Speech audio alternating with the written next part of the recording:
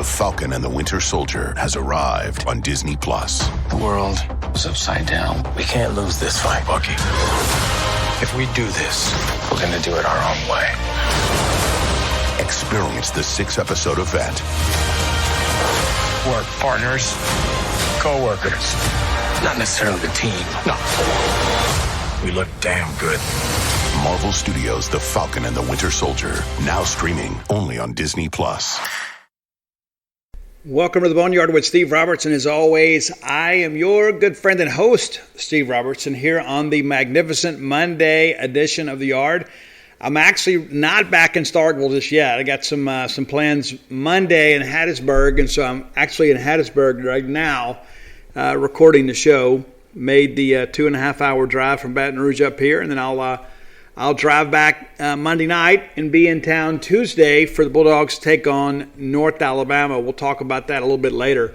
A lot of baseball stuff to talk about, some basketball stuff to talk about, some recruiting stuff to talk about. But before I get into all that, I want to share with you guys, too, some things that I have learned about the first few spring practices. You know, we had a chance to meet with Mike Leach here a couple days ago, and it was a football media opportunity. On Saturday, I know Austin Williams spoke, as well as Aaron Brule. But I have spoken to some of your coaches, kind of in passing, I guess you could say, just kind of off the cuff a little bit, not a formal interview. The early returns from spring practice, very good. I understand from several people that we are pitching and catching very, very well. That Will Rogers is having a good camp, Jack Abraham is having a good camp, that Jaden Wally has really taken a jump. Makai Polk is doing a good job. I know those are things that you want to hear, and we hope to get a little more information from Mike Leach later this week. But a lot of discussion about the offensive proficiency really beginning to kind of increase. Mike Leach shared with us on Thursday that the Midnight Maneuvers was a much bigger success this year. Spoken to a couple of coaches, and they concur with that assessment. They say a lot of it's because last year nobody knew what to expect. And so many of those guys that were around last year really attacked it this year, kind of understanding what was expected of them. Now Tyson Brown added a few more wrinkles this year, some new challenges and things like that. But guys have embraced this process, and they understand that part of getting better begins in spring practice. As you guys are well aware, we will have a spring game, an annual maroon and white game as part of Super Bulldog Weekend. There was some discussion that we may not. And Mike Leach, not a huge fan of public spring games, but we're going to do that. And I know you guys are eager to kind of see the Bulldogs in action. I suspect most of that will be scripted. We'll have a good time with some of that, but it won't be, all-out football, but it'll be a chance for you to see the guys get out there and throw it around a little bit. A lot of newcomers on the roster. I know you guys are eager to see play at Davis Wade. That's one thing about having the delayed season in 2020 is just before we get, but just as we start missing football, it's back again. We played into December this year, and then we had the bowl game, of course, the Armed Forces Bowl that we won in Fort Worth, Texas. And here we are in spring practice. And so there hasn't been an incredible amount of off-season. We went right from, the bowl game to, the stretch run for recruiting, signing in February, and then now here we are in spring practice. And then we'll get Super Bulldog Weekend, and then we'll be into, the June evaluations, probably July evaluations. So there will be a lot of football talk this year.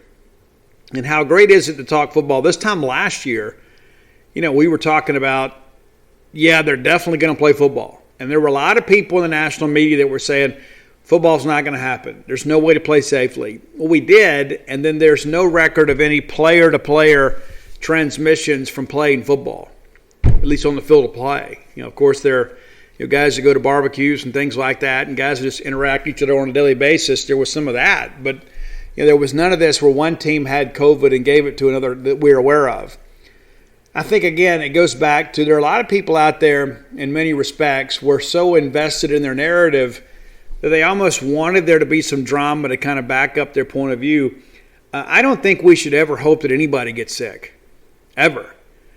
And I know it's one of those things, too, that I'm not going to post my vaccine records on Facebook. I don't know if that lessens the strength of the vaccine or not. But I'll be vaccinated later this week, and I encourage you to make your own decision about all of that. But there's a lot of people out there, you can't fly if you're not vaccinated. I'm a guy that likes going to congregated places, and I've been to one rock show in a year. And so I'm jonesing a little bit. And so I'm ready to kind of get back out there and do some things. And I know a lot of people have strong opinions about this, but do your own research, make your own decision. But I'm eager to get back to some normalcy in many respects. I think that's one of the things that needs to happen. Of course, the numbers continue to kind of come down. And this time last year, we weren't sure what to expect. Who knew? We were basically going to go all spring and summer without any major sports. Then they get the NBA stuff together, and now here we are now, spring football. It just feels a little different. And this past weekend, with SEC play in baseball, it felt a little more like home. I think it's important to kind of understand how far we've come. It's easy to get caught up in what we don't have when we lose sight of what we lost this time last year. Remember, we were getting ready to host Arkansas, and they canceled. And LSU was getting on a bus to go to Oxford, and they had to get their gear off the bus. And next thing you know, the weekend was canceled and ultimately the season. And a lot of it out of that whole phrase, an abundance of caution, that we're not big fans of. But it was interesting to see the pictures around the country this weekend for college baseball. We'll be at home at Duty Noble Field this weekend, and I think you're going to see a lot more Bulldog fans in the stands. And we've had some decent crowds. We hadn't had these capacity crowds, but I know a lot of you are non-season ticket holders, and you just want to get some general admission tickets to go stand somewhere and kind of enjoy the festivities at Duty Noble Field. Let me prepare you for a couple things. There is no guarantee that you're going to be able to just walk around in the left field lounge like always. Now, John Cohen and the administration may come out tomorrow and say differently. I'm not anticipating that. And let me tell you one of the reasons why. One of the things that I have heard from our season ticket holders and our rig holders out there is there are a lot of people that don't want to have a family reunion where they have to feed everybody.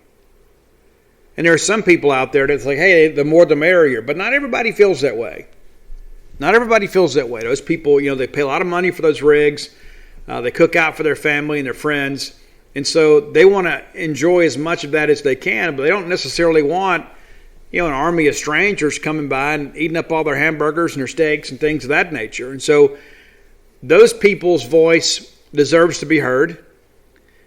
If they're paying for that space, then they should have some say-so in, kind of how that's worked. And so let's say there's a bunch of general admission tickets sold this week, and you can go stand around the chair rail, the drink rail, as they call it, and kind of congregate in those areas. Hey, that's cool. But I don't necessarily know if that means you can go out there and just kind of hang out in the rigs like you always have. And I'm eager to see what John and them decide here in the days ahead. Ole Miss, of course, had a home weekend, had students out there kind of piled on top of each other. And so I think in some ways maybe it paves the way. I think we were kind of fortunate to be on the road because we can kind of see how some other SEC teams are kind of handling this and not necessarily having to be the guinea pig. But I do suspect that you're going to see some general admission ticketing for Arkansas weekend. And that's kind of been the discussion ever since Tate Reeves lifted those restrictions. And you know what? Let's give it a couple weeks, kind of see how things go, and we kind of ramp this thing up, kind of in hope of being closer, to full capacity when we get ready to play Arkansas. So expect some directives from John Cohen and the Mississippi State Athletic Department this week, maybe as early as Monday. I haven't heard for sure, when we'll know. I know they were doing their due diligence and kind of reaching out to to athletic directors around the conference this week, just kind of see how things went, kind of see what they allowed and that sort of stuff. And it's not that I think Mississippi State is scared of anything, but I think it's good to learn from other people. When other people have kind of had this opportunity to kind of bring fans in and learn from, okay, this worked for us, this didn't work for us. And so hopefully that makes things a little easier as far as the transition goes this week. But we need a lot of people there, for Arkansas. We really do. It's a big weekend. I'm excited about what happened in Baton Rouge. As a guy that lived in Baton Rouge for 16 years, went over to Alex Box Stadium many times to watch the Bulldogs lose. And so anytime we get a chance to win down there, it is special. And you heard me talk about it on Friday. LSU is and has been our measuring stick for a long time. And we've had some really good teams, and all of a sudden we play them, and then they sweep us or they win a series, and it's a reminder that we're not quite there. And then we hope to avoid them in Hoover. We hope to avoid them in a super regional. I mean, you guys remember back in 2017, we were a team that overachieved. And we played LSU really tough, and we ended up having to go down there for a super regional. And we all knew once we won that regional at Southern Miss, in the back of our minds, we all knew we're going down to LSU, we're going to lose. We knew it because they were simply better than us. And as I said on Friday, Mississippi State is better than LSU, and we proved it this weekend down at Alex Box Stadium. We're going to break the whole weekend down. I'm eager to talk about it. I'm excited to talk about it. Yeah, I would have absolutely loved the sweep. Because I think we've got a team capable of winning the SEC this year. I think we have a team capable of being a top 8 national seed this year based on the strength of our pitching staff. We've got just enough offense, and I think we're going to get better as we kind of move along. Now that we're seeing some SEC pitching, and Jake Gotro and those guys will make some adjustments. People forget Chris Lamonis is a great hitting coach too. So we will get some things figured out. The offense is going to come around. We're going to get caught up there. But, we've got a lot of pitching. It didn't work out for us as well on Sunday as we had hoped, but the bottom line is this, is pitching wins when it gets time to go to Omaha. If you recall, go back and look at our last 2 trips. I mean, runs are at a premium. And so you've got to be able to go out there and match zeros with people, and we have the ability to do that, and we demonstrated that this weekend down at LSU.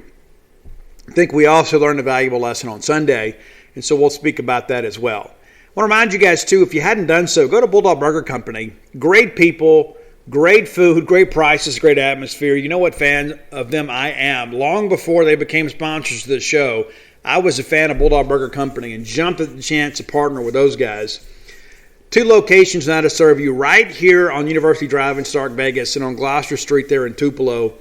Go by, have the spring rolls. That is the best appetizer in Starkville proper. And I'm hearing rumors also in Tupelo that the spring rolls are a big hit there as well. Go by, check them out, have them. They'll make you and everybody around you better looking. And then you can enjoy having a great restaurant quality hamburger. And you know what? You say, Steve, listen, the kids like the burgers. I'm a little more health conscious. Have that BLT salad. It'll change your life. Go have the full of bologna. That's one of the new burgers. You can have that tuna burger as well. And then, there's that new grilled chicken club. And that's one of those things, too, that's kind of a can't-miss item. There's sometimes there are things that come along that just scratch you exactly where you itch, and that's that grilled chicken club. Go check it out. Bulldog Burger Company, the place for people in Starkville and now Tupelo go to meet.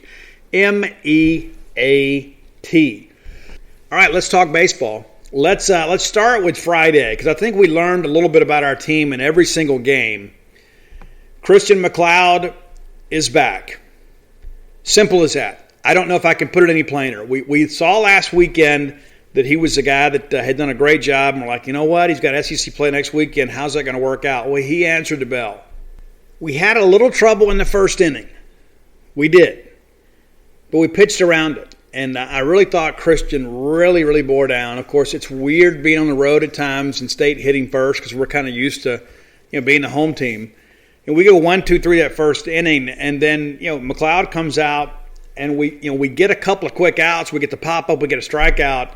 We're thinking, okay, we're going to put up a 0 here too, and then we walk a guy, and there's the throwing error on the pitcher, McLeod. And then we walk again. Next thing, the bases are loaded. We're thinking, you know what, we had a chance to get out of here without any trouble, and then the bases are loaded. And what does Christian do? He gets a 3-pitch strikeout. Absolutely remarkable there. 4-pitch strikeout. And never threw a ball the entire at-bat. Struck out Thompson. So we're out of the jam there, but you're thinking, you know what, they threatened. We go 1-2-3 in the second. And then McLeod really starts the deal here. They go 1-2-3 in the second. You got a single, and you get the double play there. And that was Beloso bunting against the shift. That's the single there. And I saw some people, too, like, oh, well, I hope that's the end of the shift. No, it's not, nor should it be. Because at one time somebody is able to get a bunt down against a shift, we're going to go ahead and stop what's working. I assume you hadn't watched many Mississippi State games. Because when we basically put DeBrule out in short field and we'll put Cam James at the middle, and then we pitch into it and people hit into the shift, why would we change what's working? It's like, oh, I hope that's it for the shift. No, Chris, don't do it. Don't listen to any of that social media commentary. You do you, baby. All right, so we come back out in the third. We have a chance to kind of get some things going here. And Hatcher grounds out, and then Skinner singles up the middle there, his first of 3 hits on the night. Forsythe single, and there you go. There's the bottom half of that order. We talk about championship caliber teams.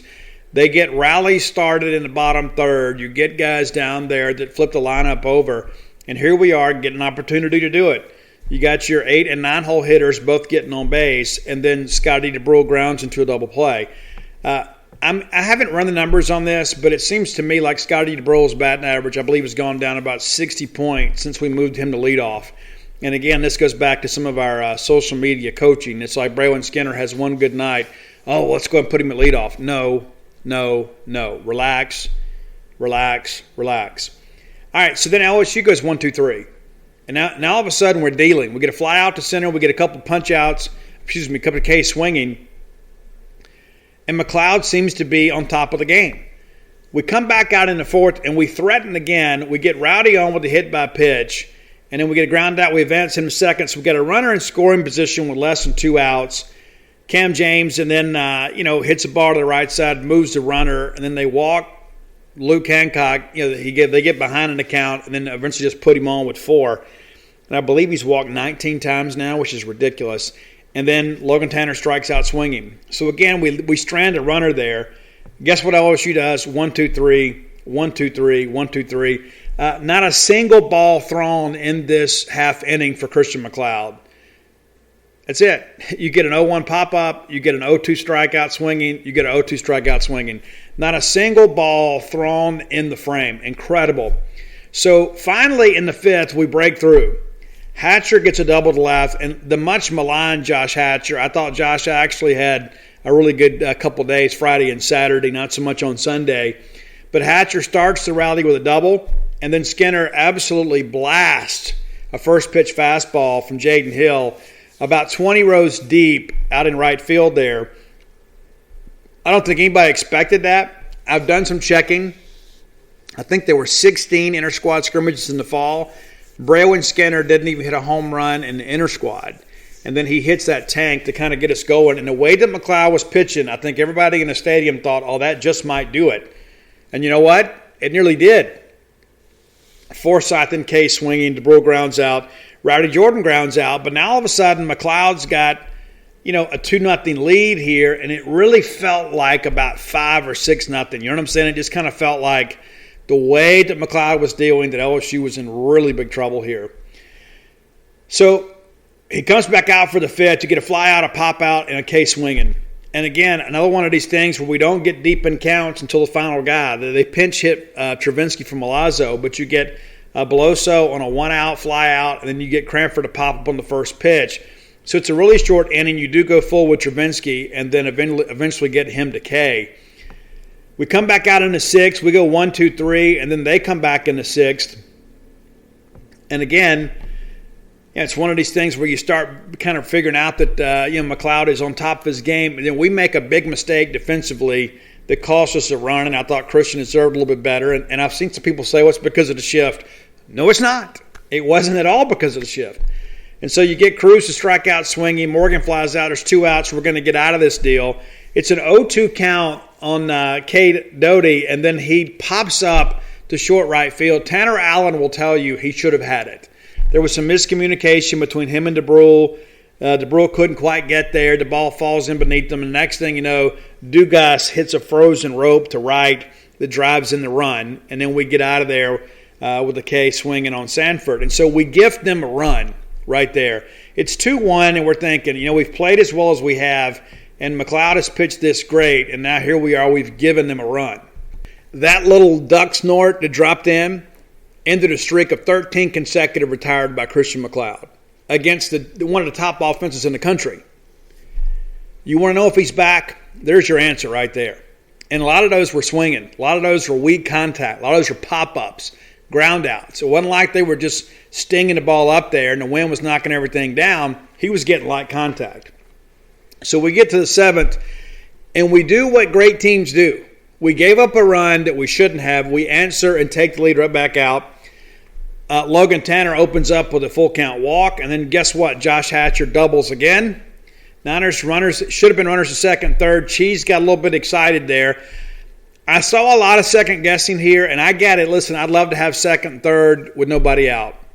But in the moment there, you're thinking, okay, they kind of mishandled a little bit and left there. Let's make them throw us out. They're going to have to make a great relay. They did, and Logan Tanner was out probably 5-6 feet. And so I get it. I see both sides of it. But sometimes, when you're in a situation where you're trying to knock somebody out, you got to force them to make a play. Well, to LSU's credit, they did. It didn't hurt us in the long run, but I kind of understand being a little bit conservative there because 2 men in scoring position with less than 2 outs, you got to feel like, we can get a run or two home here. Well, we do, because then all of a sudden Skinner goes back and gets his third hit of the night, drives one, change up back up the middle, and that chases Hatcher home. And, people say, well, you know what, Steve, if we'd have held the runner, it'd be 4-1. Well, you don't know that because the whole sequence changes because now all of a sudden maybe you're not throwing that changeup. Maybe you're pitching around him a little bit and kind of forcing him to chase because maybe you're willing to walk him because it sets up a force. I understand, well, you want to load the bases. You just simply never know what Alan Dunn and those guys would have done in that situation with a base open and runners at second and third. You just simply don't know. The whole sequence could have changed. You can't assume that you were going to get that other run. And then, Skinner still second, which is you're probably going to see a lot more than that. And then Forsyth grounds out, and then DeBrule flies out. Scotty didn't have a great weekend. So now we bring in Brandon Smith after 6 great innings from Christian McLeod. And again, Christian deserved a lot better than he got just because of that bad sequence where we dropped the pop fly. But Brandon said, don't worry about it, C-Mac. I got you. I'm going to pick you up here. And Brandon Smith absolutely dominated the rest of this ball game. LSU comes in 1-2-3 against Smith. Absolutely phenomenal effort there. We go back in the 8th and basically put the game away. This was the turning point in the ball game. This was the inning that we said, you know what, this thing is done. So Rowdy opens up with a single. Then Tanner Allen singles through there, and we got runners at first and second. Cam James then singles, and the bases are loaded. Hancock flies out to right field, but it wasn't deep enough to get the run home. Logan Tanner singles through the left side, chases home 2 runs. Hatcher K swinging. And that's what's funny is people, he messed up in that situation. He had 2 doubles earlier in the ball game. Let's not act like the guy's not contributing because he is. And then Skinner's hit by the pitch. He's on base again. Bases are loaded. Forsyth singles. There's basically a little tap out there. And we get another run home. So now it's a 6-1 ball game. It's just kind of a matter of what the final margin is going to be. LSU comes out in the 8th, makes their last big challenge of the ball game. Travinsky, K's swinging. Cruz gets a single. And then Morgan reaches on a fielder's choice. They initially called him out. And then they review it, and he's safe. And then K. Doty grounds out. The inning is over. Inning's over. I guess I messed up there. They forced a runner at second, couldn't complete the double play. Let me make sure I get that right. Watched a lot of baseball this weekend. So now we go to the 9th, and State goes 1-2-3. I take that back. Rowdy Jordan did get on with the error, and then after that, we didn't do much with that. But it's a 6-1 ball game. We're just trying to get out of town, and Brandon Smith goes 1-2-3, and again, never got into a deficit count here. You got a ground out on the very first pitch. Sanford K's on a 2-2 pitch, and then Thompson's K's on a 1-2 pitch. And so absolutely phenomenal pitching effort. Really made LSU look pedestrian. And that's, I expected us to do a good job with the wind blowing in. I don't know that I fully appreciated the effort we would get. Ball game 2 hours and 32 minutes.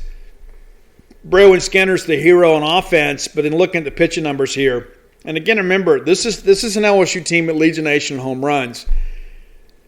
Christian goes 6 innings, 3 hits, 1 run. Shouldn't have happened. 9 Ks, 2 walks. Got 7 flyouts, 1 ground out on 77 pitches. And then you got Brandon Smith comes in, and this is what we talk about having sync on pitches. We talk about getting under barrels and kind of changing the barrel angle. People are trying, especially with LSU, the free swingers they are. Brandon Smith, 3 innings pitch, allowed 1 hit when the game was decided, 3 Ks, no walks, 6 ground outs, 0 flyouts. So when I hear all this talk about, will the wind beat the ball down? You know what? When the game was on the line, you guys could not even get the ball out of the infield, right? So that's game 1. We win that one, and we beat Jaden Hill, who is, for those of you that were seeing him for the first time, that's a big league guy. All right, now listen, he's having trouble finishing hitters, but he's got big league stuff. I mean, he really does. And we were very patient offensively, and we made him really work for it. They were kind of hesitant to go to the bullpen, and we made him pay. And that's what good teams do.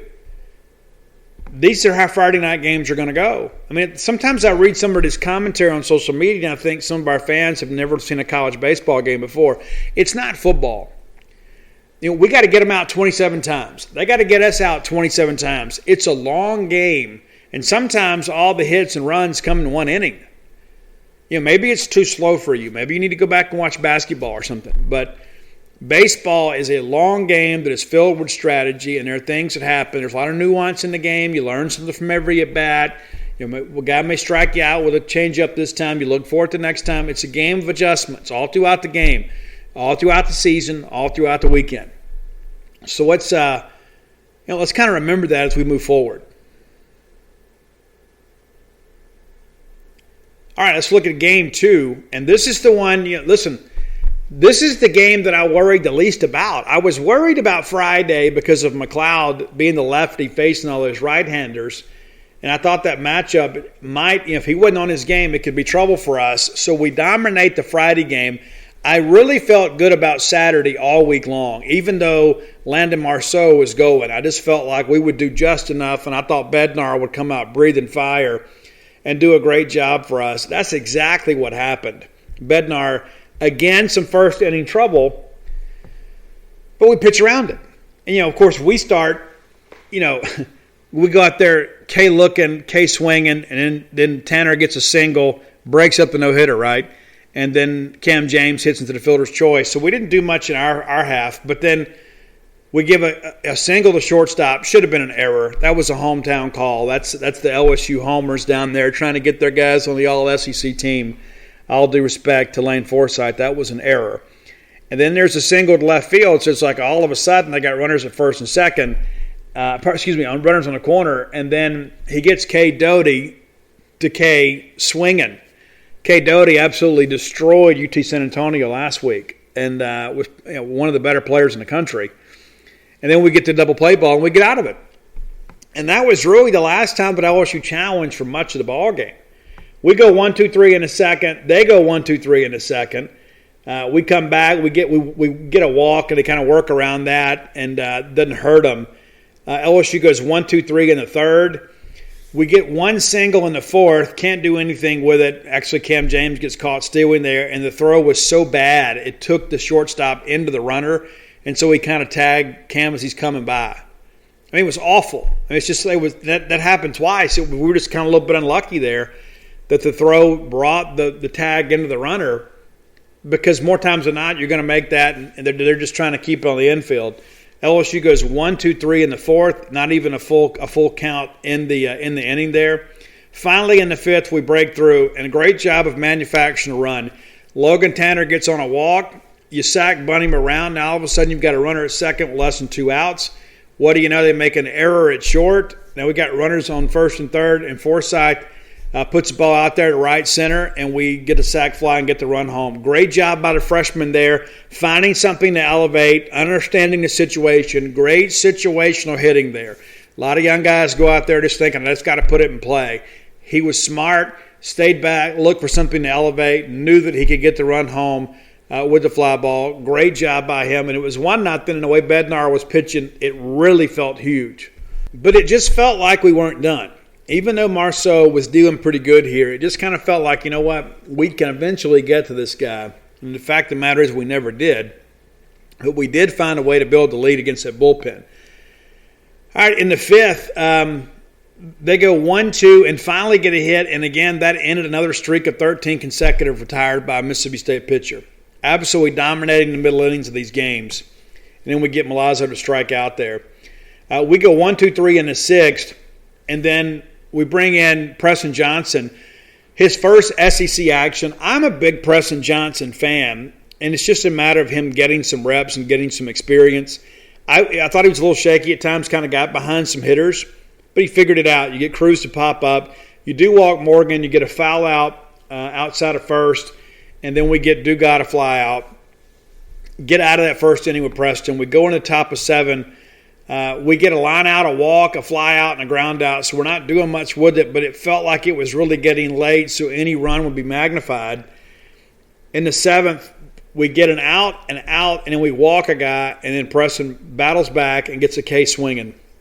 So Preston's done his job. He's held the game right there at 1-0.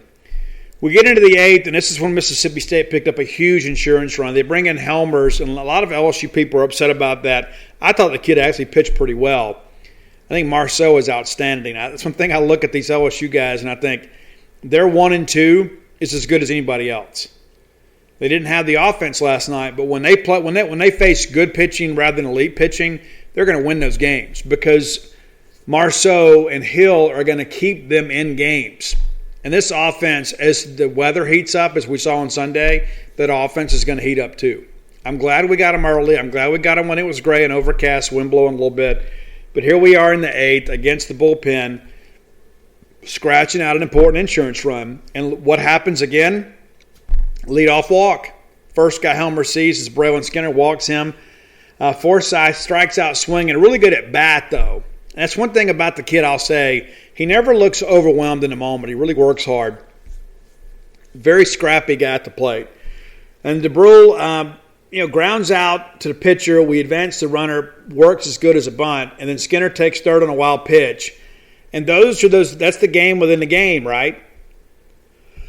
Helmer spikes the breaking ball.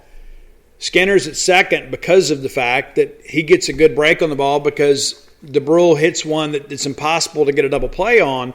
So you move a runner and then you take advantage of a mistake. Now you've got a runner at third and less than 2 outs. Rowdy's up there. He told me post-game he was sitting on the fastball. He got a changeup and he just kind of redirected it into the outfield, drives in the run. When that run scored, you kind of felt like, you know what, we're more than one swing away from a tie here. You bring in Landon Sims, and you know what that means more times than not. It usually means the game is over. They bring in Travinsky. He Ks. Cruz gets a single, but it doesn't hurt us. We get a foul out behind third. Cruz goes to second on the wild pitch, and then we get Dowdy to single to shortstop. They called him out at first. This is the one they reviewed, and he was safe. He was safe. That's where replay actually works. I know a lot of our fans didn't like it. The replay that we saw in the booth showed that he beat it by about maybe a half step. And there's another thing I want to talk about, and it seems like there's an epidemic this year. And I've even seen some high school coaches talk about this, and it blows my mind. A tie doesn't go to the runner at first base. He has to beat the throw to first. A tie at first goes to the defense. So either you're out or you're safe. So he has to beat the throw to be safe at first. Well, he did, and so he was safe. And then we get Dugas to ground out to third. Great play there. And so we get out of it. They leave a couple on base. Their last big challenge, we get into the 9th, and we weren't done. And this is, again, what great teams do. They just keep attacking, and that's exactly what happened. Kim James flies out, and we get a walk to Luke Hancock, and then Logan Tanner doubles to right. Now you got runners at second and third. Hatcher grounds out to second. We get that ground ball to the right side, drives the run home. Now it's 3-0, and it felt like an insurmountable lead with Landon Sims on the hill. He goes out there, gets a 1-2-3 ninth, and the ball game is over, and Mississippi State has won the series. Now, here's one thing that I think is important to kind of look at this in context. We had lost 12 of 13 series to LSU. 12 of 13. The last one that we won was in 16. We have had some really good Mississippi State teams get embarrassed by LSU because they've been better than us. I told you guys on Friday we were better than them. We proved it. Anything that happened on Sunday was going to be a bonus. But like all of you, I got up on Sunday thinking, man, I really want to win the SEC this year. I really want to be a top 8 national seed. We got to find a way to get a win because, a sweep in the SEC feels like 10 games. You know what I'm saying? Because like we beat LSU 2 games out of 3. We're only a game ahead of them in the standings. And you get a road sweep in the SEC, it feels like everything. Because we have 5 very winnable series at our place we expect to take. And I think really when you look around this the schedule, you say, the only one I'm really worried about is Vanderbilt. And so all of a sudden, if you could sweep LSU, you're thinking, you know what? We just need to take a game at Vanderbilt. We're probably going to win the SEC. So I got up today thinking, man, if we can find a way to make this thing happen, because LSU is going to get better, and that's only going to help our RPI and our strength of schedule, but also, too, we'll have LSU, we'll have a 3-game lead on them, and then have them kind of running some interference and working for us. Take a game from Arkansas, take 2 games from Ole Miss, take a game from Vandy. You know what I'm saying? And so it's like we knew they weren't going to be able to catch us without us really just falling apart. And you look at it, you say it's going to be difficult for us to get swept if our pitching holds up. And so we missed a big opportunity on Sunday because of that. But I think we learned some things about our ball club. And I think, and I'm going to speak frankly about it. There's no other. This is not the Boy Scouts, right? This is a Southeastern Conference. And so we bring Eric Sarantola out there. And, again, we struggled in the first inning again. And we did. We struggled in the first inning again. But, we weren't ready to panic because, we struggled the first inning with McLeod. We get out of it. We struggled in the first inning with Bednar. We get out of it. We didn't get out of it on Sunday with Sarantola. And that's what was so frustrating because that first inning, they get 2 guys on base to open the frame without even swinging the bat. Not even a foul ball, not a swinging strike. We went out there and we put them on base. And the sad thing about that is we had kind of removed the pressure from Sarantola. It's like, we've already won the series. What you do is a bonus for us. And then we go out in the first inning and we put a run on the board. And it was another great job of situational hitting. DeBrule gets out, Rowdy flies out, Allen's hit by the pitch, and then he's still second. And then Cam James, who was the hitting star on Sunday, singles the ball back up the box. Tanner Allen scores. And I remember turning to Greg Campbell saying, that's big for Eric right there. We get him a lead, let him relax. And then, the poor kid, goodness, I just don't know what to say. It's so incredible to think. I'm going to be blunt with you guys. The kid just doesn't have any mental toughness.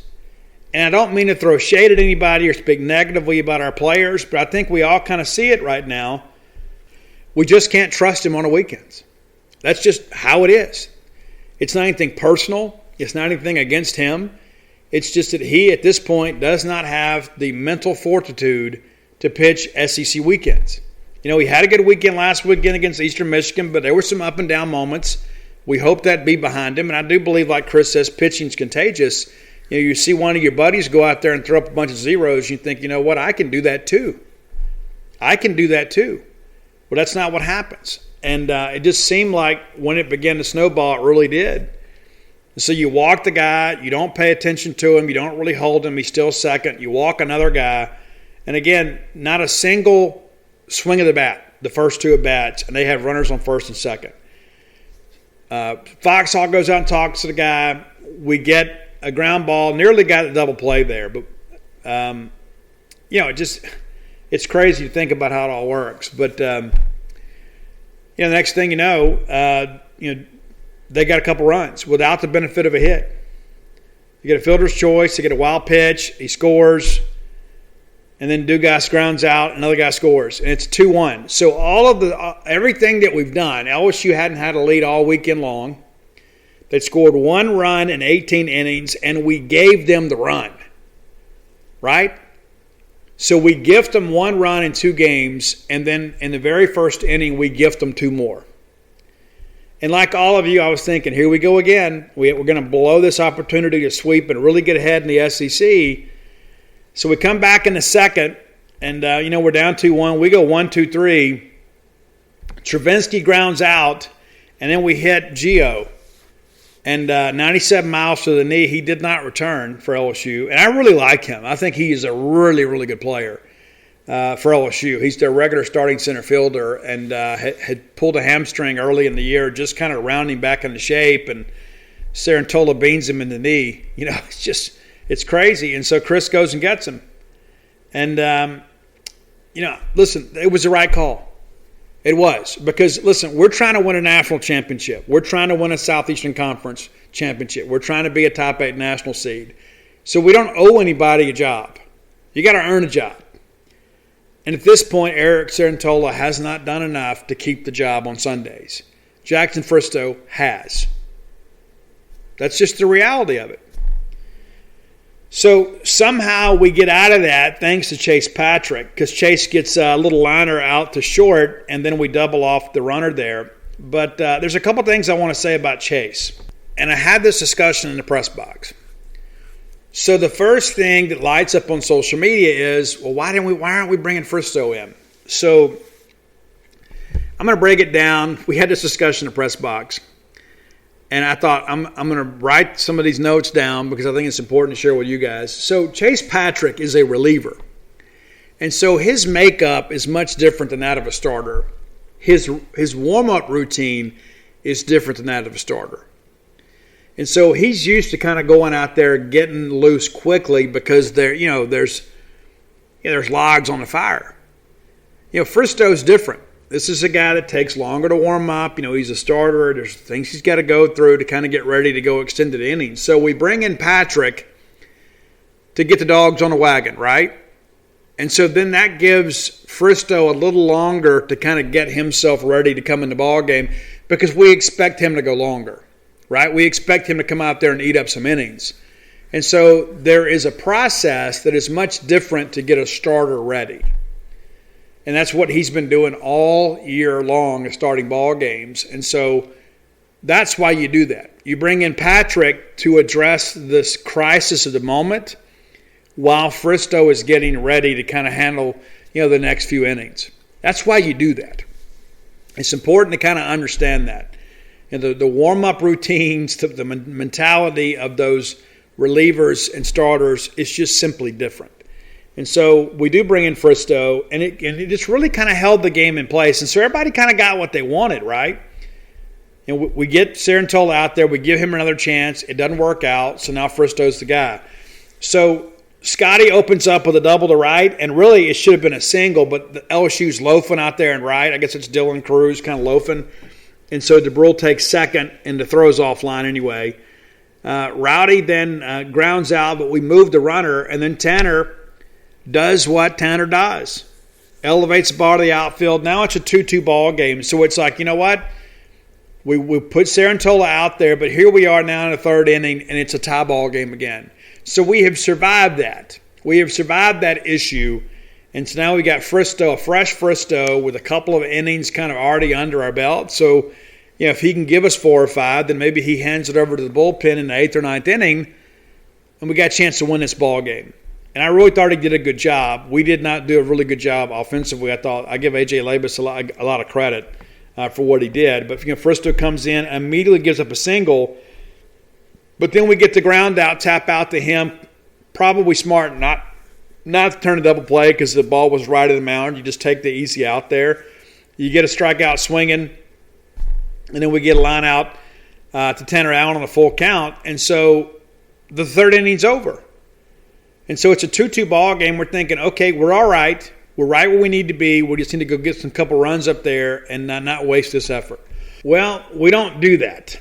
We get into the fourth and we go 1, 2, 3, and really a lot of weak contact there. I give Labus a lot of credit. He really kind of was getting under some bad angles and making us beat the ball in the ground. Fristoe comes back out, matches that, gets a 1, 2, 3 inning in the fourth. We get out in the fifth, and it was kind of the same situation. We go 1, 2, 3. They get a double. Sanford comes in for Gio. And Mitchell Sanford really looked bad against Christian McLeod. I mean, he did not look like a Division I player. He did today. He really had a couple balls he really stayed true on, and he pushed that ball the other way, opened up the inning, and then Fristoe gets around it. Even though we had a walk there, you get a fly out, and then you induce a double play ball. And so we kind of danced in the fire a little bit there, but Fristoe shows some mental fortitude and gets out of it. So we go into 6, and here we are again. Tie ball game, we have a chance. Anything that can go right here for us is helpful. And this is the heart of our order. We go 1, 2, 3. Come back in the 6th, and we get a strikeout look and a strikeout swinging. We're thinking, okay, we're a pitch away from getting out of this and getting the top of 7.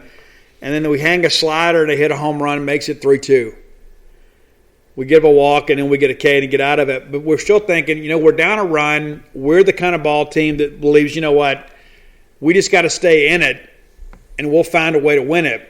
Well, again, nothing happens. They bring in Floyd for Labus, and I was thinking, okay, we've got this sinker ball pitcher out of here. I mean, fastball running about 88, 89, and his changeup was about a 5-mile-per-hour variance. And I remember thinking to myself, I said, man, I don't know if that's going to be enough to keep us off the fastball. I mean, if there's not that much of a change of pace, we'll just be able to foul these balls off. We won't be out on our front foot. But he did a great job. I don't know if what he was doing, maybe hiding the ball or whatever, but he really was able to keep us off the fastball a little bit. We strike out all 3 times with Floyd in the game, and it's 1, 2, 3. And this is when I really got concerned. I was like, you know what? Offensively, we have not done anything since the 3rd inning. And then they did. And that's what happens. It's like at some point somebody's got to make the big play. LSU makes it here in the 7th. Really kind of put us in a bad spot here. Sanford again opens up with a single back out the middle, really hit the ball hard. We force him at second, and then, they sacrifice him over. They're looking for an insurance run. And then Cranford grounds out. Sanford goes to third, and then they get a double, drives in a run, and then Drost hits a home run. And it really, at that point, it felt like Church was out. That's kind of how it felt to me. I don't know how you guys felt. They put 3 runs up. It's a 6-2 ball game. I really felt like at that point we'd been so anemic offensively that we were just going to have trouble catching up. 4 runs just seemed like insurmountable to me at the time. We get into the 8th, and we kind of make a little bit of a run at it here, right? Forsyth K's, and then Leggett gets a single. Leggett had gone in for DeBrule, and he hit a solid line drive back up the middle. Rowdy walks. Now all of a sudden you're making a little racket here, and then Tanner Allen hits one down the line, drives in a run. You got runners at first and second. And now all of a sudden it's a 6-3 ball game, and the Tide runs at the plate. And so you're thinking, we're a swing away from really making this thing interesting. Cam James then flies out, and Hancock flies out, and really that's the last big threat for Mississippi State. And then LSU removed all doubt in the bottom of the 8th, scoring a couple more runs to make it an 8-3 ball game. 9th inning, we kind of went with a whimper. But, I give them credit for coming out and salvaging the game. But here's the thing I'll tell you. We didn't lose this game because Eric Cerantola started. We didn't lose this game because people think that Chris Lemonis mismanaged the pitching staff. We lost this game because we didn't hit the baseball. Simple as that. We lost because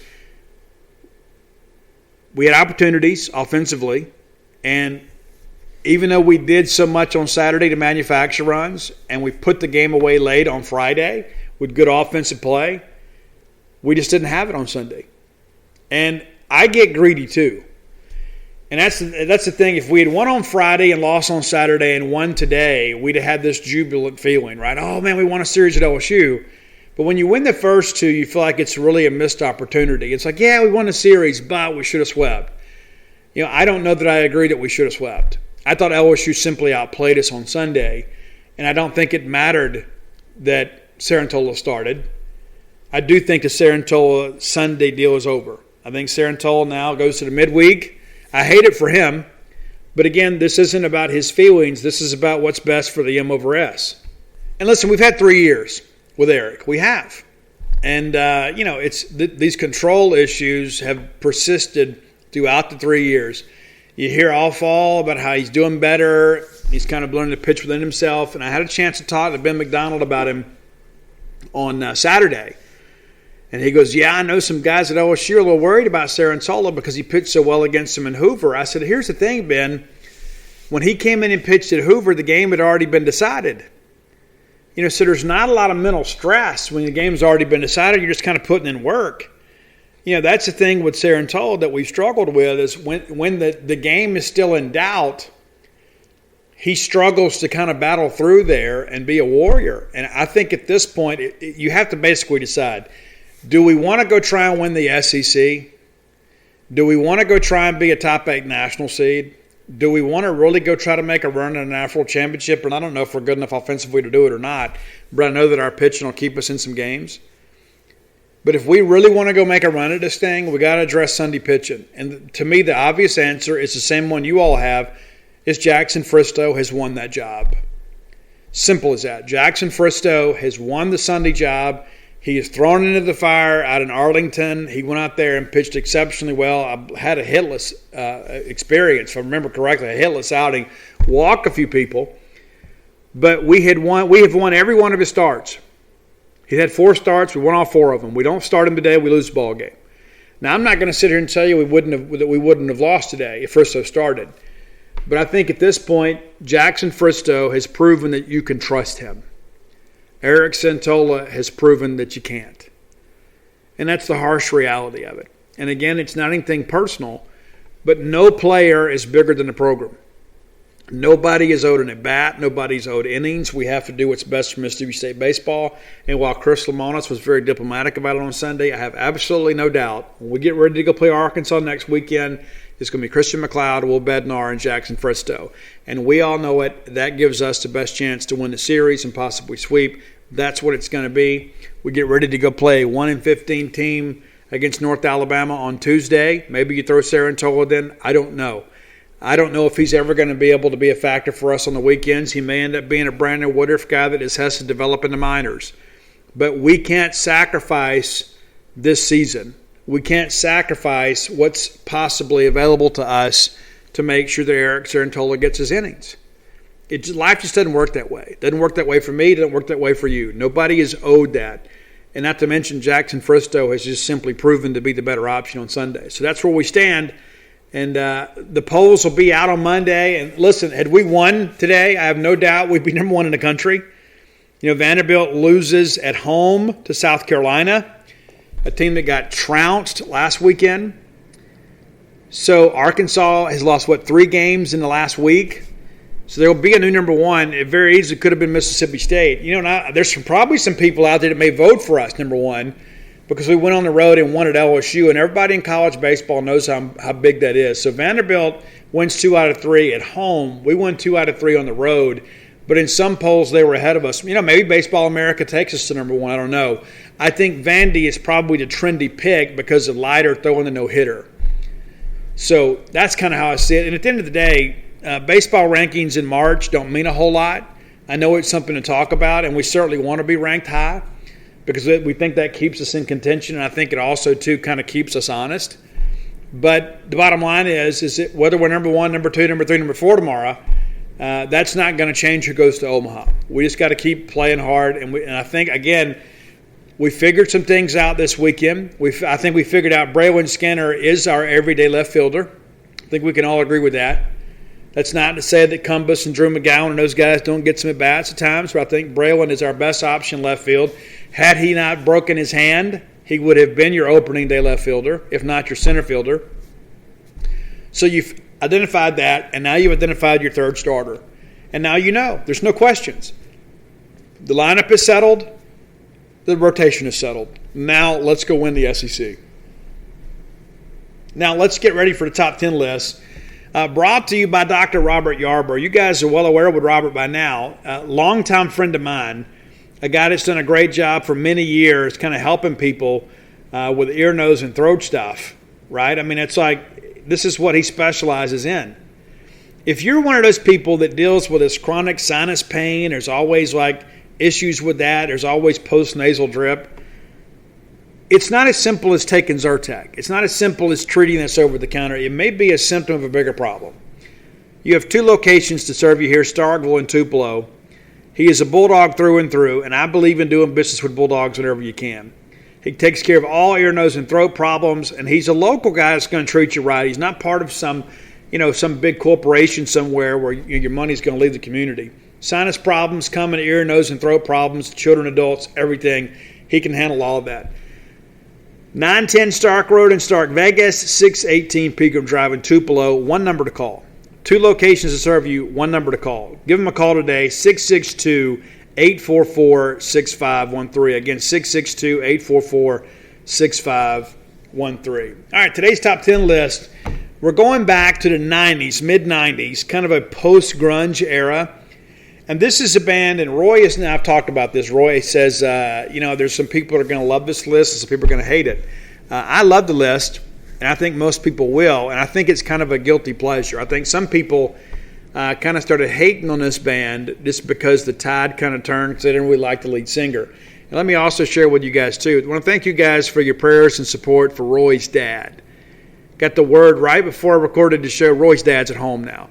It looked really bleak last week, and you guys stepped up to the plate, and you sent some positive vibes, prayers, and support their way. And Roy's dad's a fighter. And, there was a time last week that we thought, perhaps that Roy will be planning a funeral. But instead, Roy planned a homecoming, and his dad is home. So, Roy, we're all with you. The Boneyard families with you and your family. Wish you guys the best. So, top 10 Creed songs today. Top 10 Creed songs today. And you can you can unbristle your eyes now because we're about to salute Creed. And Mark Tremonti, and most people don't realize this, Alter Bridge is basically Creed with a new singer, Miles Kennedy.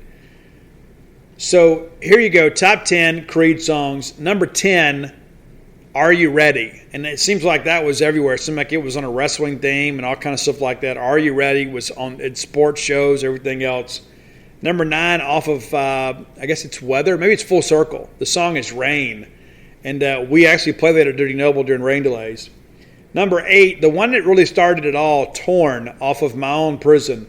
That's a great album. If you're unfamiliar with it, I'd encourage you to go back and listen to it. Number 7, What's This Life For? I've always kind of dug this songs. I think there's some one-liners in there that really make a lot of sense. Like we all live under the reign of one king. I can't say that I care for all the language when it comes to that, but I do like that song. Number 6, one of the hardest songs in the catalog, it's What If? What If? And that's off Human Clay. Number 5, off Weathered, is My Sacrifice. This is a song that we played regularly in pregame at Dirty Noble. I don't know why we stopped. Number 4, Can You Take Me Higher? I've always loved the line in this one, let's ask, can we stay? I've always felt that song was somewhat inspirational. And there's just so much in that one that I really like lyrically. Number 3, and this is the best Mark Tremonti song in the Creed catalog. It's One. I love the opening riff of this.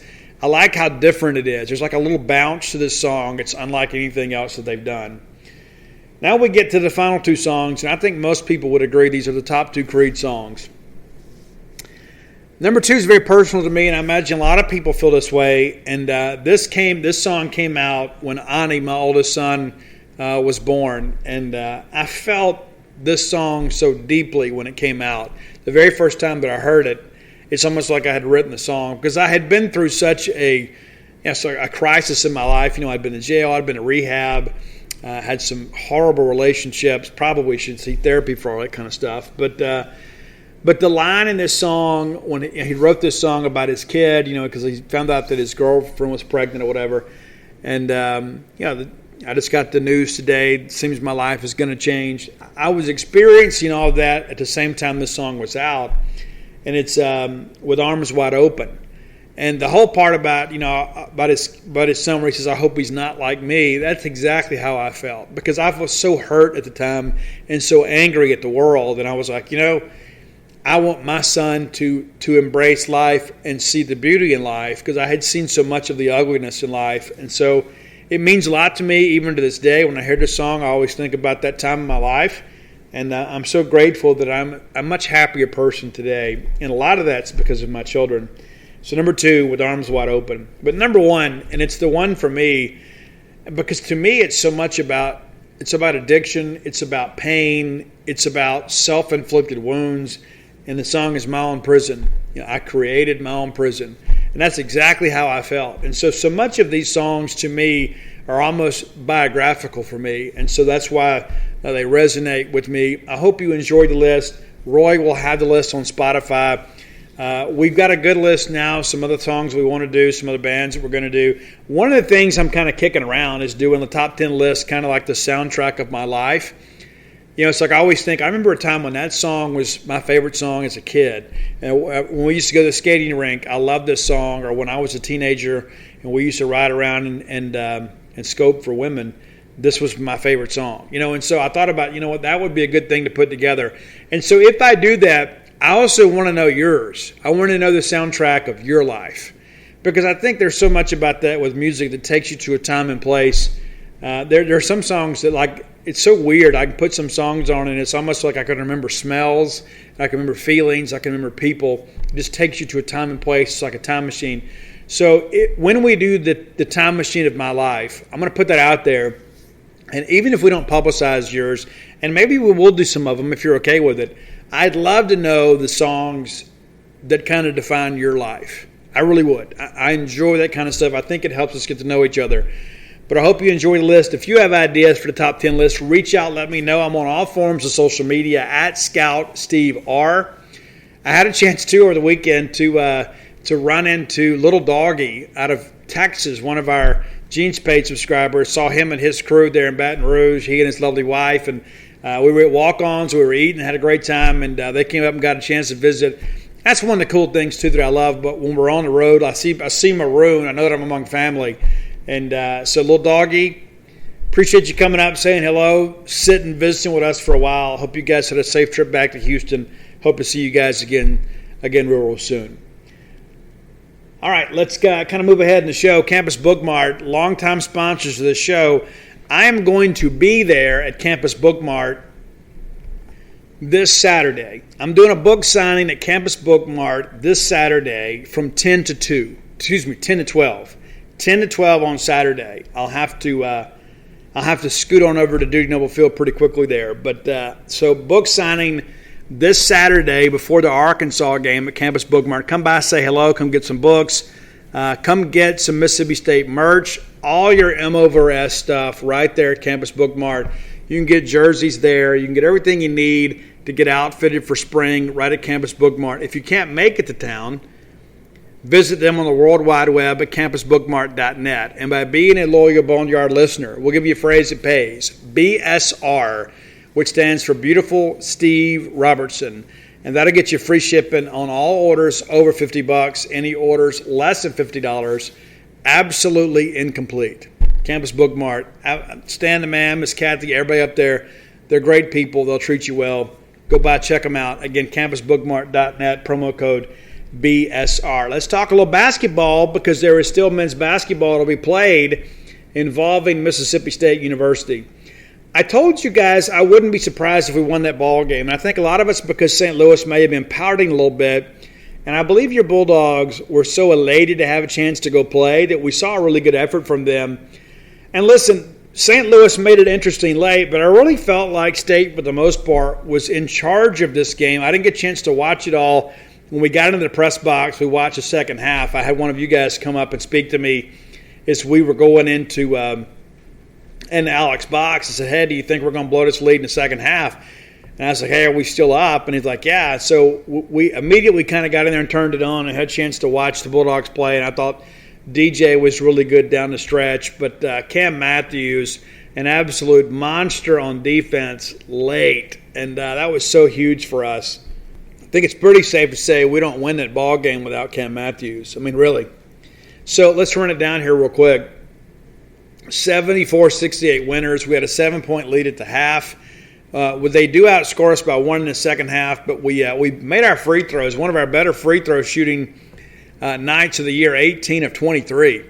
Really good job there, and we were able to kind of get some things on the interior.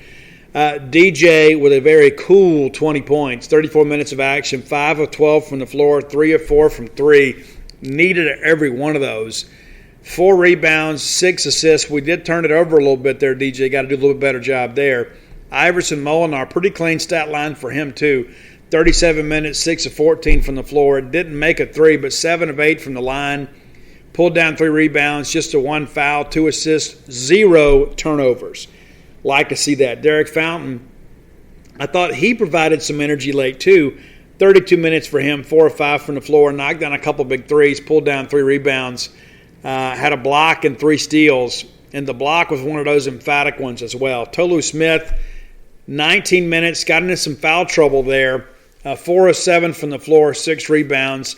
Did have an assist and a couple of steals and just the 8 points. Abdul Adu, some inspired basketball. Again, never a really prolific offensive player. But in 31 minutes, he did make a basket, 2 of 4 from the line. Pulled down 7 rebounds, altered several shots. 0 blocks, but it just kind of felt like he was the rim protector even when he couldn't get there. Devion Smith, a big dunk late, and it really, really needed some lift, and he gave it to us. 8 points. Cam Matthews scored 1 basket in 18 minutes. But again, I don't know if we win without him. 6 rebounds, a couple of assists, and a couple of steals. And it seemed like every time State needed a stop late, it was Cam Matthews getting the thing done. So congratulations to Ben Howland. They upset a 1 seed. I understand that 3 of the 4 1 seeds in the NIT were already eliminated. We'd like to congratulate Louisiana Tech for being one of those teams, taking down one of the more overrated teams in the tournament in Ole Miss. Louisiana Tech has owned Ole Miss as of late. They won a ball game last Sunday on the baseball diamond, or on Tuesday, and then beat them in the NIT. Maybe Ole Miss should hire some PIs to follow the Louisiana Tech coaches around, since that's kind of their thing. So now the Bulldogs will get ready to go play Richmond on Thursday. It's like this is a perfect time for us because, hey, we're going to get ready to play SEC baseball on Friday, Saturday, Sunday. So we'll play baseball Tuesday. We'll get Wednesday off. You guys can go to prayer meeting, and then we'll play some basketball on Thursday and have a chance to go to Madison Square Garden with a win. How cool would that be? Bulldogs now 16-14 overall, and now a win away from Madison Square Garden again. We've been there a couple times. Let's take a look at Richmond real quick, and if we get into Wednesday show, we'll do a more extensive preview. We will play this game at the North Texas Coliseum there in Denton, Texas. So if you're in the area, I know that the Mississippi State crowd, the team would love for the crowd and you guys to be there and be a part of all that. So let's real quickly kind of look at kind of what we're up against. I'll be honest with you, the Richmond official site leaves a lot to be desired. But here we are. Let's look at men's basketball.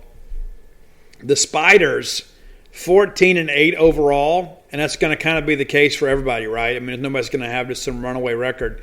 14-8 overall. They finished 6-5 in their league. They running down a schedule here real quick. They beat Vanderbilt on the road in Nashville.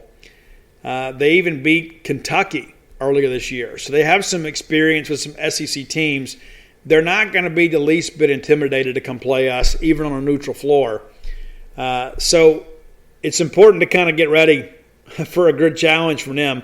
They did lose to St. Louis this year. They advanced in the NIT by knocking off Toledo 76-66. And again, we'll have a more extensive preview on Wednesday. But it's good to still be playing. And listen, I get it. I know a lot of people say, well, Steve, the NIT is embarrassment. I don't think so. I think as young as this team is, we needed some time together. We needed something good to happen. And I don't care if we made it by default or we made it because some other teams opted out. The bottom line is that we did it. And we're getting a chance to do some positive things to kind of build upon for next year. And listen, I got to commend Ben Howland. I mean, I really do. I've been real critical of Ben at times this year. And listen, I still think offensively, I don't understand what we're doing. But it doesn't matter as long as the players do. But I felt like this team really had some fight in them down the stretch of the season. And then when things got a little dicey late against St. Louis, we made the plays to win the game.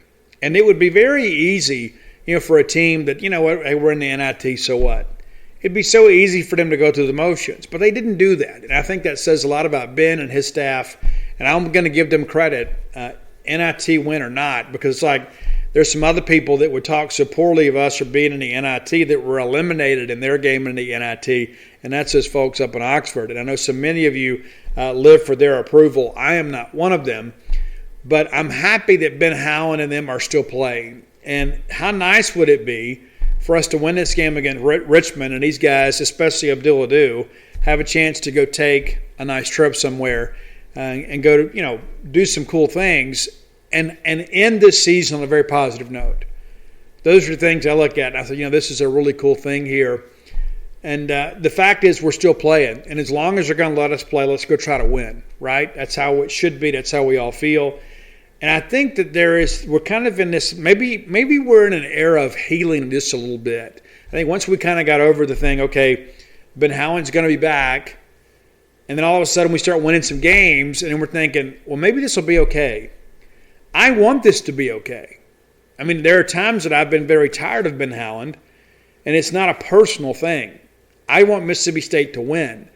And there are times that I have doubted that Ben Howland's going to be able to get us to win. But I do think down the stretch, and if you look at the last 10 games or so, we've played pretty well. I mean, save that blowout to Alabama in the SEC tournament, we've played really well. I mean, just think about this for a second here. Let's go back and look. It's kind of down the stretch here. After the debacle where we lost to Vanderbilt in Starkville, we got absolutely shelled in that ball game. We beat Ole Miss in Oxford, which was huge. We absolutely drill South Carolina. We play Alabama to win 5 points. We go on the road and win at College Station. We lose to Auburn, 78-71. Then we beat Kentucky, and then we get blown out by Alabama, and then we find a way to beat St. Louis. And so, yeah, there's been some up and down, but the teams that down the stretch that we've lost to are quality teams. And outside of that Vanderbilt game, there wasn't a really embarrassing loss in there. You look at it and say, you know what, we just, we were completely, oblivious to what was going on around us. I think I think Alabama had kind of figured out that they needed to do some things differently, and give Nate Oates and his group credit. That they may be in the Final Four when it's all said and done. But again, it is the NIT, but I'm giving Ben Howland credit for having his team ready to go, because they easily could have just melded in and we could be home. But we're still playing men's basketball. So again, credit to the Bulldogs. All right, listen, if you're looking to make your move to Starkville, look no further than Portico. Brooks Bryan, great friend of mine, great friend of yours, will do a great job for you. Brooks and I have talked about this several times. So if you're looking to maybe have an investment property in Starkville or a weekend getaway, or maybe you want to make your primary residence here in Starkville, look no further than Portico. Right off Garrett Road. So you come off 82, you turn on the 12, like going to campus. 1.1 miles before you get to campus, you take that right there on Pat Station Road, leads you to Garrett Road behind the Chrysler Jeep dealership. That's your new home. It's so close. For those of you that run, you can run to campus.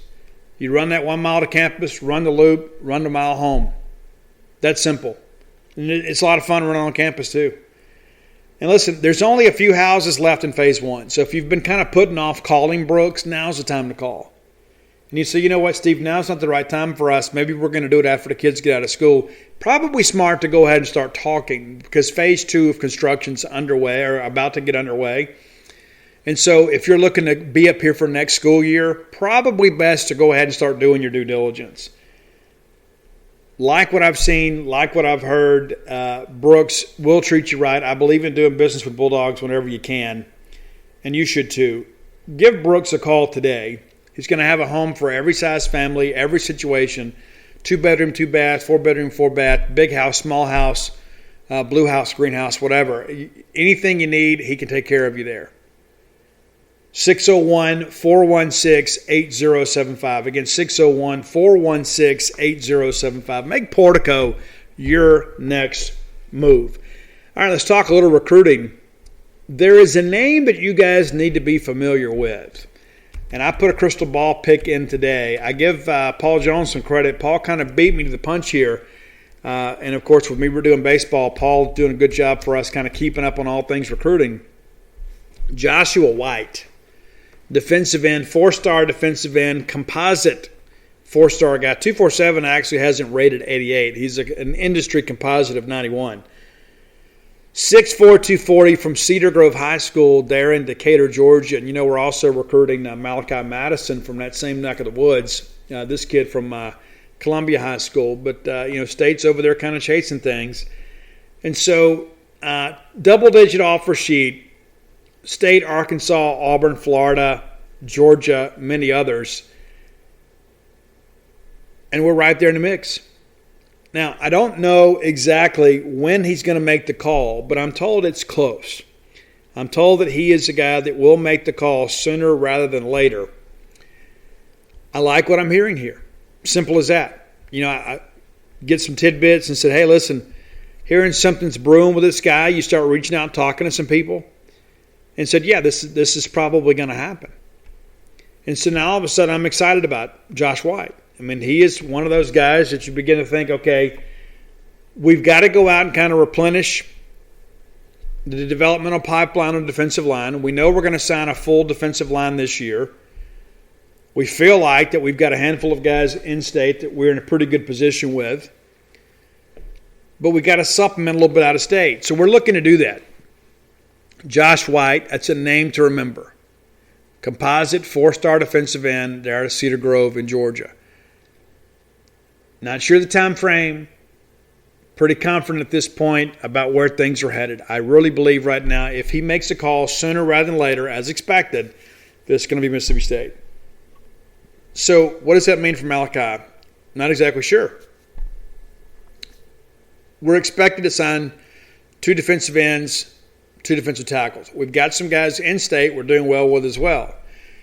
The guy on the interior that I keep hearing the most about is Xavier Harris out of Germantown. I'm also told he's in no hurry to make a decision. He's also got a lot of people in his ear saying, you need to give Alabama a shot, you need to do that. And listen, with all this talk about them opening up potential unofficial visits this summer, there are going to be some guys that delay a decision because they haven't been able to go anywhere for over a year.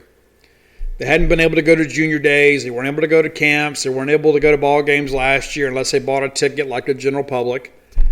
And listen, there are going to be some guys on campuses for spring games because it is open to the public. You don't have to sell tickets. You don't have to provide tickets. I mean, anybody can walk in. So they can't interact with coaches. They can't go to the SEAL complex or get a free meal. But there's nothing to stop players from being able to attend a spring game. So you're going to see some of your favorite recruits go to spring games at Mississippi State, Ole Miss, and other places. That's going to happen. That needs to happen. Many of these young student athletes are basically kind of flying blind when they make a decision.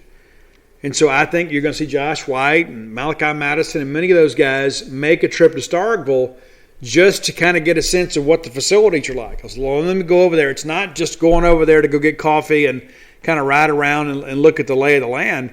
I can go watch the team play. I can go watch and see, what does the guys in front of me on the depth chart look like? What kind of competition am I facing? So that's a step in the right direction.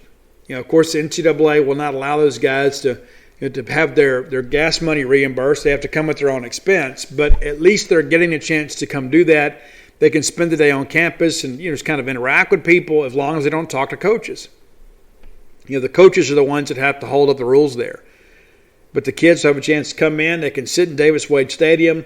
They can watch a team practice. They can enjoy the spring game. They can then leave and go to Bulldog Burger Company and go to Campus Bookmart, look around and kind of get a feel for our town. And so that excites me because I think that is a good thing for the student athlete. I think that's lost in all of this because all we all think about is, this team's cheating, that team's cheating. The student athletes have been cheated out of a lot of the experiences that they have in the recruiting process in every sport. They miss the excitement of kind of going up there and buying that T-shirt and driving around and meeting with a coach and having somebody say, hey, listen, we really want you to come be a part of our program. It's one thing to do it virtually. It's another thing to sit across the desk from the person that's going to be making out the lineup and hear them tell you how important you are to them. It's just a different dynamic. We are social creatures, and so we want to be around other people. Sometimes I don't want to, but you understand in your recruiting process, it's about relationship building. And so while that is still somewhat arrested as far as face-to-face, I think allowing these players to be able to come to spring games is big. And so that's one of the things you're going to need to be watching the weeks to come is me and Paul Jones and Mitch White, begin to ask these young people, what spring games you're going to? What are you planning to go do? And we'll start putting a list together of people that are going to be here, and some guys won't make it and some will that we aren't expecting. But that is an important part of this process, and I think there are a lot of people out there that are well aware of this. Mississippi State is a campus that doesn't necessarily sell itself online. You need to come experience it for yourself. And I think that's huge for Mississippi State, is having a chance to get people on campus when our fans are here so they can kind of interact and enjoy the experience. Not that we encourage any donor to prospect type involvement, but to be able to sit in the stands, hear the cowbells, and kind of get a sense of what it's like on game day is pretty cool. So if you're contemplating or you're on the fence about coming to the spring game, let me encourage you to do that, because for many of these student athletes, it's the first time they've been able to experience anything Mississippi State related. And so let's try to give them as much of that as we can. Come to the baseball game if you can. If you're not interested in that, at least come for a spring game and have a chance to see what Rogers and those guys throw around a little bit. Because I think the Mississippi State family needs to show up and be loud and proud with those cowbells. Let me encourage you, if you hadn't done so, I get messages every single week It's like, Steve, what's the link? What's the link to order the Stark Villain shirts? And listen, I've been told, too, there has been a run here as of late on Stark Villain shirts, and they're a little bit backed up. And so thanks for that. But if you're looking for shirts, give them a little time. I text Jason Friday, and they had to order some more shirts. So they're getting all that taken care of. So if you're looking for Stark Villains gear, go to starkvillains.com. If you need Stark Villains to book, go to alphadogsthebook.com, and you can get Alpha Dogs, Stark Villains, and Flim Flam. What's amazing, sometimes I'll meet people, and they say, hey, that's the guy that wrote Flim Flam. Yeah, I wrote a couple other books too, and then I'll tell them, and like, oh, I didn't know. So yeah, sometimes we get to the end of the show, and I talk about it, and people think, oh, I need to get that. Yes, you do. Go to alphadogsthebook.com today. You get personalized copies of Flim Flam, Stark Villains, and Alpha Dogs. And I'm going to write another Mississippi State book next year. About to finish up the poetry book. I've got a couple small stories, short stories I'm going to put in the book. And we'll have that book out to you here in a couple months. Looking forward to that too. Kind of ready to get done with it so I can kind of let my mind rest a little bit. So I want to enjoy college baseball season. I think we're going to have a great year. Looking forward to having you guys on campus. We'll be back with you on Wednesday. Hope you enjoyed the show today and hope you have a great week. But until next time, let's all live our lives in a way we make more friends than enemies, and people can see a difference in the way we live. The Falcon and the Winter Soldier has arrived on Disney+. The world is upside down. We can't lose this fight, Bucky. If we do this, we're going to do it our own way. Experience the 6-episode event. Work partners, co-workers. Not necessarily the team. No. We look damn good. Marvel Studios' The Falcon and the Winter Soldier, now streaming only on Disney+.